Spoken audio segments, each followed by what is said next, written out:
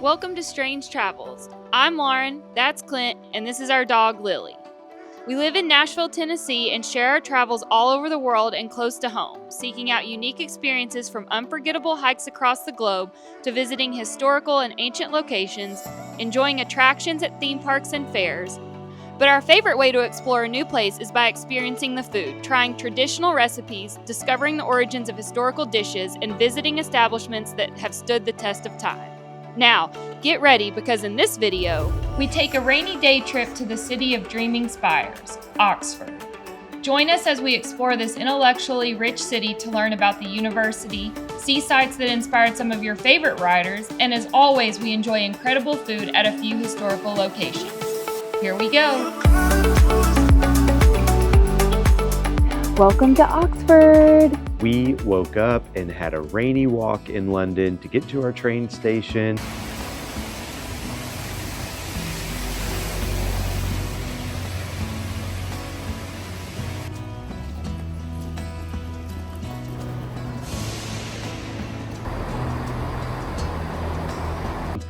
Get here for a soggy day in Oxford.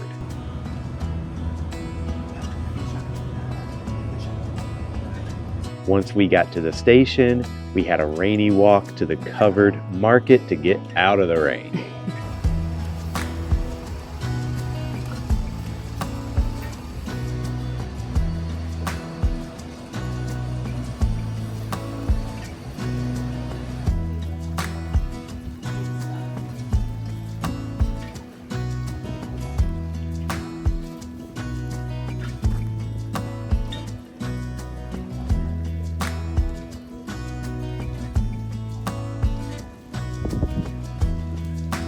We have one day here to fit as much as possible into our itinerary, which includes walking tours, food, visit to pubs, Pints. and maybe even some fun places that were even in movies and TV shows. Being here at Oxford University, I already feel smarter. E equals MC squared. Did you get that right? But before we get to our day in Oxford, We want to thank you so much for watching this video. and if you like this video, make sure to give us a big thumbs up. Yes, and we really hope that you will choose to subscribe. It's free and it means a lot to us and helps us tremendously. And if you want to follow our adventures in real time, be sure to follow us on Instagram as well. Yes, now let's go explore Oxford. Located in the heart of Oxford, the Covered Market opened on November 1st, 1774, making this market older than the United States of America. The market initially had 20 butcher shops and has grown into over 50 independent specialist shops, including local crafts and food and drink, with many of the businesses being family-owned and ownership being passed down through the generations. The Covered Market has become famous for being one of the oldest operating markets in the country, and in 2024 is celebrating its 250th anniversary. Our first stop in the Covered Market is for an Oxford jumbo sausage. Known for its high level of spice since the 18th century, we started at David John's. I believe it's a butcher shop, which also sells pies.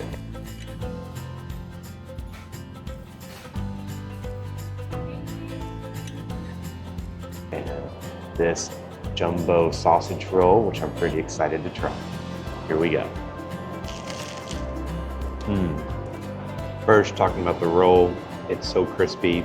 The lamination, they have certainly perfected that, but the star of the show is the sausage, so flavorful. I'm really excited to try this. It looks kind of like a croissant with sausage in the middle, and it looks like it is packed with sausage. Here we go. Yeah, that is delicious. The sausage is so flavorful, has like a ton of spices on it. Yeah, this was a great start to our day. What about breakfast? You've already had it. We've had one, yes. What about second breakfast? Don't think he knows about second breakfast, Pip. For breakfast, we stayed in the Covered Market and came to Brown's Cafe. It's the original cafe in the Covered Market since 1924. We both decided to get the same thing, which was the mini breakfast. The mini breakfast comes with 1 egg, one bacon, we would call that ham, one sausage, and then you have a choice of tomatoes or Heinz beans, and then you have a choice of toast or fried bread. Buddy, it was awesome. Hey, I would recommend it 10 out of 10. Now that we've had breakfast, it's time for the Oxford walking tour.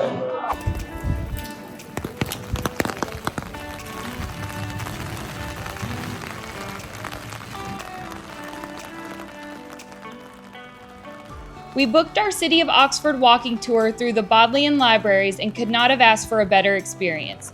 The tour was £20 per person and lasts between an hour and a half to 2 hours and is led by a member of the Oxford Guild of Tour Guides. Our guide was phenomenal, teaching us the history behind the Oxford English Dictionary and the difference between the University of Oxford and the 36 colleges that make up the university. The best way my simple brain can explain this is through Harry Potter. The university is Hogwarts, and the 36 colleges are like the 4 houses that make up Hogwarts. We got to visit the oldest classroom at the university, the Divinity Classroom. You may have seen this room before while watching Harry Potter movies.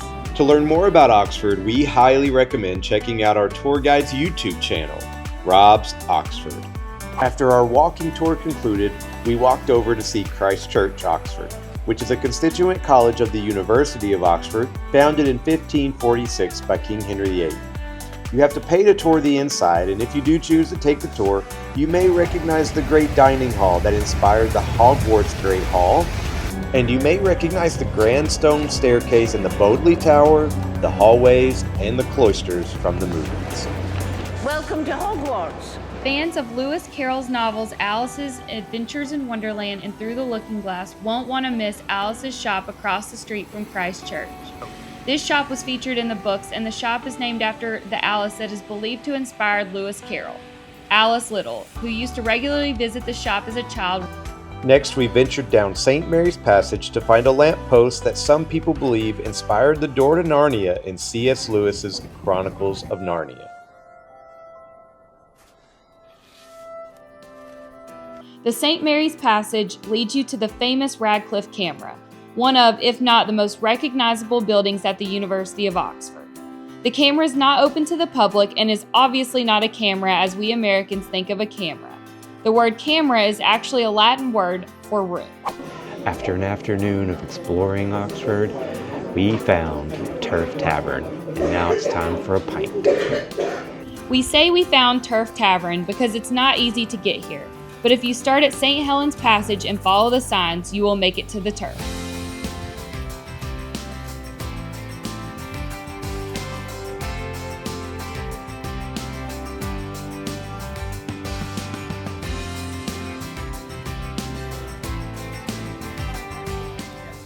The Turf Tavern is probably the oldest pub in Oxford. The pub was built in the moat outside the city wall, as gambling and betting was not permitted inside the walls of the city. Its foundations and use as a malt house can be dated back to 1381. Originally called the Spotted Cow, the name was changed as its reputation grew as a venue of gambling. Patrons would frequent the turf to meet their turf men, and although logic might dictate that this was primarily a horse connection, it seems they would take bets on pretty much anything. Since then, it has become a firm favorite for Oxford University, dons, students, tourists from near and afar, and many celebrities all searching the streets of Oxford to find its best-kept secret. The Turf is not just an old pub in Oxford, it has a legendary history and a fun list of famous visitors.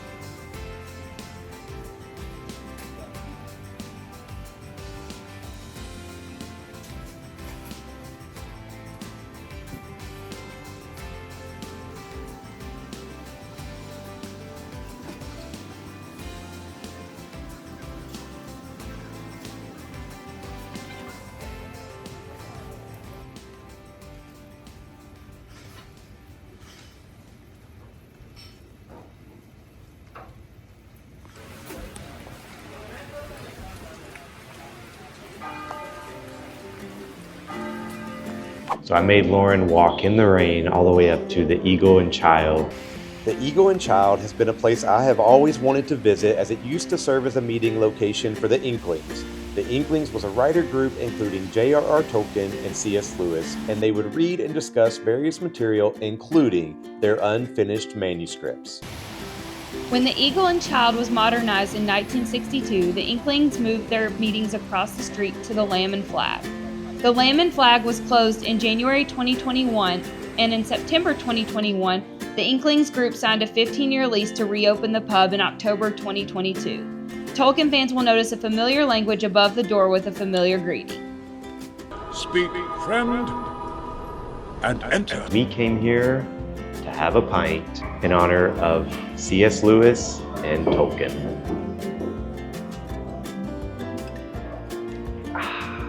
Afterwards, we took another rainy but pretty walk to find dinner.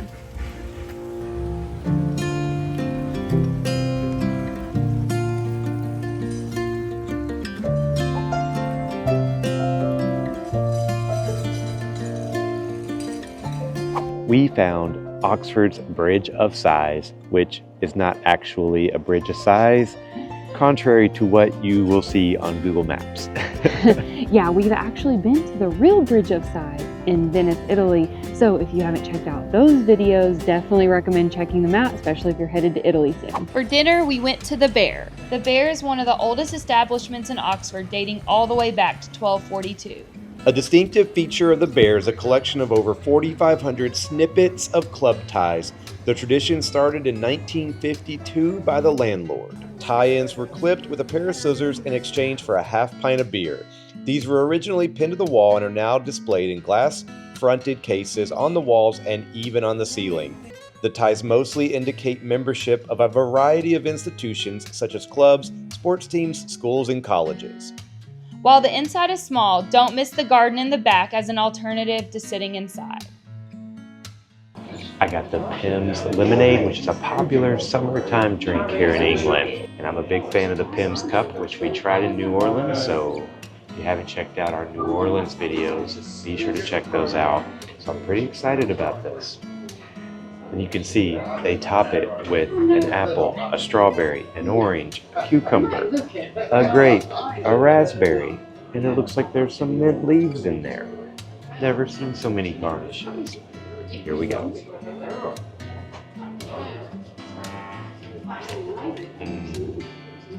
Super refreshing.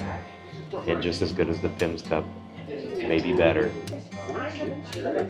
For dinner, I got the fish and chips, which seems to be a trend here in England, but I mean, I haven't met a fish and chips I don't like, and I don't think this is going to be any exception. This looks flaky and crispy. I have a feeling it's going to be awesome. Here we go.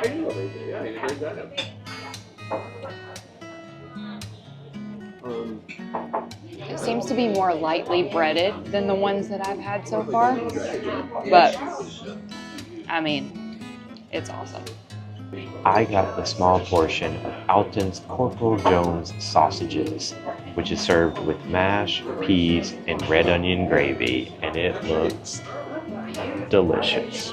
I don't know what the proper or posh way to eat bangers and mash is, but I've got some mash, I've got some bangers, I've got some peas, and I've got some gravy, all in one bite. Here we go.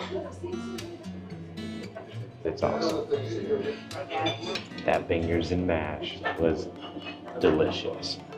If it was a song, it would probably be described as a jam.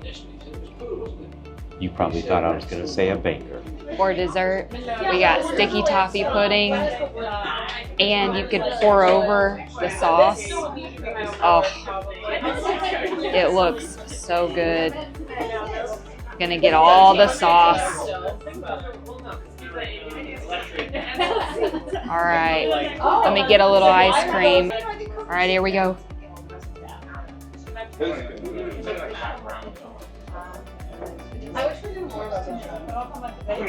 Every single item is like. Yeah. Like the fireplace is just That's heaven right there. If you want to come visit the Bear while you're in Oxford, we recommend making a reservation in advance because this place is very tiny. And we recommend getting the bangers and mash as well as the sticky toffee pudding. Unfortunately, our time here in Oxford is wrapping up. And of course, the sun comes out right as we're about to leave. Oxford is a great day trip option from London. There are plenty of tours to choose from and lots to explore in the city. Now it's time to head to the train station and catch our ride back to London.